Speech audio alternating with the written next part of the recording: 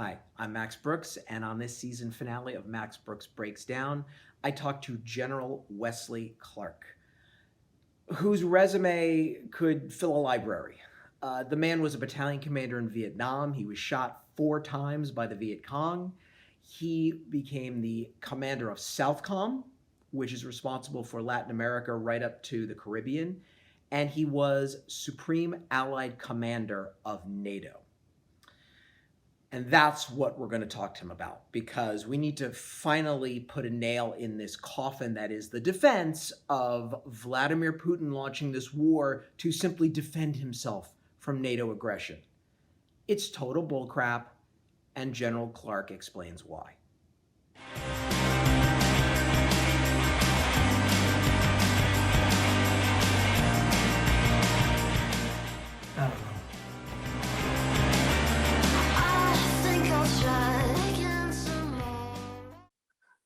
What are the requirements in order to join NATO? Well, there's a number of these requirements. Among them, you have to be a democracy. The second requirement would be that you can't have any border conflicts that are underway. Third would be civilian control over the armed forces. Those would be the three principal, you can't be in conflict, you can't have a military dictatorship, you can't have a dictatorship. We want democratic nations to be here. You mentioned the second provision for joining NATO is you cannot actively be at war at the time. You can't have anything happening within your borders. Is that why Ukraine was denied for so long? Because it was involved in an active war in the Donbass within its own borders? Actually, Ukraine was denied because of the concern that Russia wanted Ukraine back in its orbit. And the consensus among NATO, the prevailing consensus, not necessarily shared by the American government at the time, was that we shouldn't provoke Russia by inviting Ukraine to join NATO. Wow. Whoa, okay. Oh. So the compromise that was reached at the political level was we would say that Ukraine could become a member of NATO if that's what they wanted, but we wouldn't give them an action plan or a timeline to do so. That would be determined later. All right, my civilian brain is spinning right now, because as I understand what you're saying is one of the reasons we have denied Ukraine membership in NATO for so long is we didn't want to antagonize Russia. We didn't want to provoke them, but they attacked anyway. So all these contrarians, all these Putin apologists are saying, oh no, this is all because of our provocation. We poked the bear. We don't want to do it. We specifically didn't want to poke the bear, but the bear attacked anyway. Exactly. That's exactly right, Max. Okay. Wow. Now, this completely blows away this argument that, you know, Putin's just reacting. What else is he going to do? So this is a war of aggression.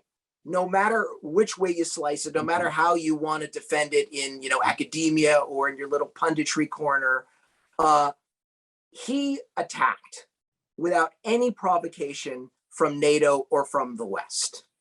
Look, it was no secret to any country in Europe, in Eastern Europe, I should say, that had been part of the Warsaw Pact or the Soviet Union, that Russia wanted its territory back. I remember going to Moscow in 1995 when we were doing the negotiations to end the fighting in Yugoslavia. And my Russian counterpart, a 3-star general named Vladimir Borinkin, said, well, you're coming into our part of Europe, as though, you know, Russia, this is my Europe and you can have that part of Europe. And, you know, we don't believe in spheres of interest. Well, Russia always did. I remember being in Moscow in 1998 and the head of the Russian military said, you're coming into our part of Europe you're trying to sell weapons to our countries in Europe. I said, no, we're not trying to sell. If you want to sell them weapons, go ahead. We don't care. That's their choice. These are our countries. And This is the Russian attitude. And so it wasn't expressed just by Putin, it's all through this. So you can imagine these diplomats, they would meet their Russian counterparts in some way, and the Russians would say, you better be careful who you're associating with because you belong to us. And that was the Russian attitude. That's the reason these countries wanted to be part of NATO. This was 19th century imperialism, and it's still there in the heart of Russia. Russia's a country that has for 250 years expanded like 50 miles a year. I mean, it's always encroached and taken over other countries, imposed its language, its standards, its customs. It's been an autocracy since Ivan the Terrible back in the 15th century. So it's not a democracy, doesn't want to be a democracy, not going to be a democracy under Vladimir Putin for sure. So it had to look at NATO as an enemy because we believe countries should be independent. Countries should choose who they align with. Countries should be able to choose their own government. They don't believe that in Russia. Okay, so the Russians see all these countries in Eastern Europe as theirs, part of their sphere of influence. This is our turf. But they didn't ask the people living in those countries what they wanted.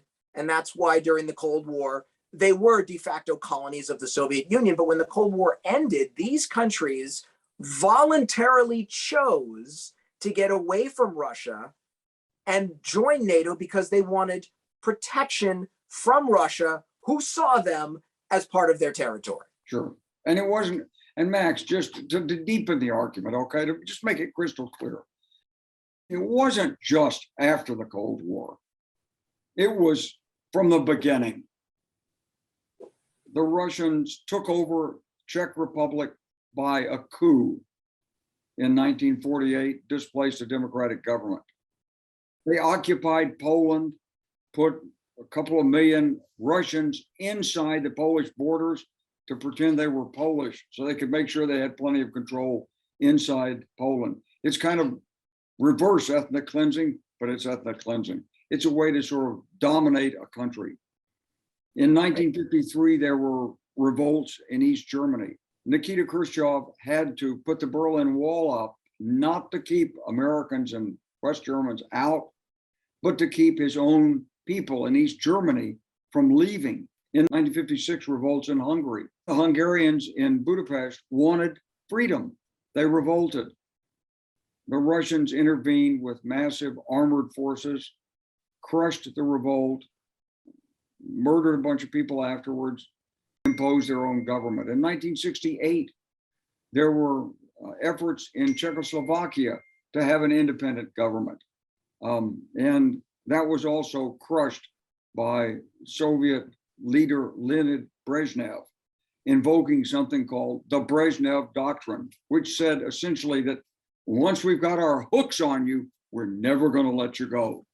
That was the Brezhnev Doctrine. So in the 1980s, there was a movement in Poland, partly in response to Pope John Paul II, partly through the labor union movement, to cast off Russian control, Soviet control. So this was 1950s, 60s, 70s, 80s.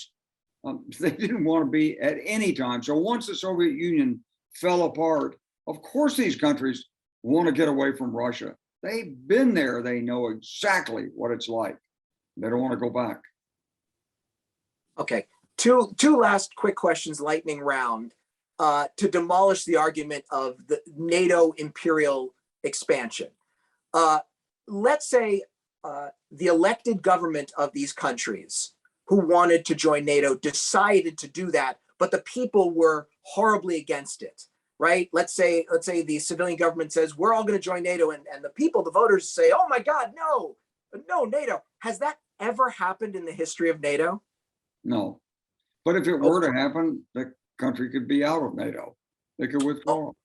Look, the country of Austria is entirely surrounded by NATO members, but it's not a member of NATO because people don't want to be in NATO. That's it. Okay. So the elected leaders can apply for NATO membership, but if their people people don't want that, that's not going to happen. And the final question is, NATO is not the mafia, right? It's not like, hey, once you're in this family, there's no getting out. Can NATO members leave anytime they want? Yeah, it's not the Hotel California. Let's put it that way. You can leave anytime you want, but no one's ever wanted to leave because it's the most cost-effective, efficient way to assure your stability and your security. If these nations were independent, except in the case of Austria, where they're surrounded by other NATO countries, they'd have to spend a lot more money on their military to be secure. As members of NATO, they can be protected by each other. They know there's strength in numbers. And this is the most binding, most solemn treaty really ever constructed and lasted in mankind's history. General, thank you so much for coming on and talking to me and educating people, and hopefully doing to this counter narrative what the Ukrainians are doing to the Russian army. Thank you. Thank you. Thank you for watching, not just this episode, but thank you for sticking with this season of Max Brooks Breaks Down. Maybe there'll be another one soon. Don't forget to subscribe, and don't forget what we've all learned from talking to all these experts about this war in Ukraine. If you value democracy, if you value human rights, their fight is our fight. And unfortunately, Vladimir Putin has forced Ukraine into a position where the only way to stop this war is to win it. Thank you for watching.